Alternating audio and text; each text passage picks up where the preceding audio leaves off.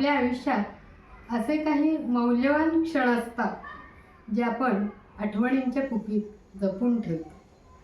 भाऊबीज जवळ आली.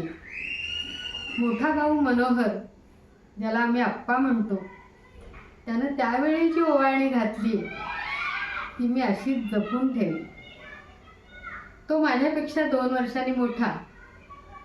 त्याला 1 वर्ष उशिरा शाळेत घातलं आणि मला 1 वर्ष लवकर. त्यामुळे आम्ही दोघंही एकाच वर्गात शिकलो.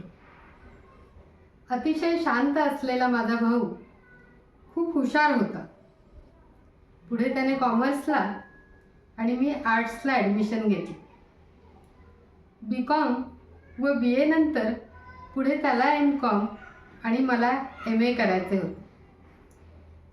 त्यावेळी MCom आणि MA इकॉनॉमिक्सची फारशीच सोय नव्हती. माझी तर पुढे शिकायची खूप इच्छा होती, पण दोघांना बाहेर शिकायला ठेवणं त्यावेळी शक्य नव्हतं. त्यामुळं मला बोलून दाखवणंही योग्य वाटलं नाही. पण माझ्या डोळ्यातून अश्रू आहेत. आईवडिलांना ते कळत होतं, पण त्यांनाही निर्णय घेणं अवघड होतं. त्यावेळी माझा भाऊ म्हणाला की मी एक्सटर्नली MCom करतो. त्यावेळी त्याचा बँकांच्या परीक्षांचा अभ्यासही चालू होता. तिला शिकायला तुम्ही बाहेर पाठवा. त्याच्या मनाच्या मोठेपणामुळं व आईवडिलांनीही मुलीला कशाला बाहेर शिकायला ठेवायचं असा विचार न केल्यामुळं मी कोल्हापूरला MAला प्रवेश घेऊ शकले. भावाने माझी तीव्र इच्छा ओळखली आणि या संधीची भाऊबीज मला घातली.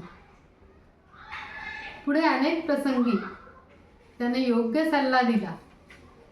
हे प्रेम आजतागायत असेच आहे आणि ते सगळ्याच भावंडांमध्ये आहे. तो बँकेत नोकरी करून आणि मी ज्युनियर कॉलेजला नोकरी करून निवृत्त झाले. आज हे सगळं मनात यायचं कारण म्हणजे तो 71 वर्षाचा होतो. त्यानिमित्त ही आठवणींची भेट त्याला द्यावीशी वाटली. त्याला निरामय दीर्घ आयुष्य आणि आरोग्य लाभो ही मनापासून शुभेच्छा आणि नमस्कार. या निमित्तानं नात्यावरची ही कविता सादर करणार आहे. कवितेचं नाव आहे नाती. बीज लावावं, नाती अंकुरावी, नाती जोपासावी, प्रेमाचं शिंपण करून ती मनसुखद व्हावी. कधी त्यांना टोकावं, गच्च झाली मन तर, कधी त्यांना टोकावं, गच्च झाली मन तर, नि मोकळी करावी त्याची छिद्र, मुळापर्यंत प्रेमभाव झिरपावा म्हणून. स्वच्छ, पारदर्शी, निर्मोही, निस्पृह मनाच्या सूर्यप्रकाशात नात्यांना जीवन मिळावं, झळाळी मिळावी. बहरून जावा वृक्ष, बहरून जावा वृक्ष, त्यावर किलबिलावे आनंदाचे पक्षी.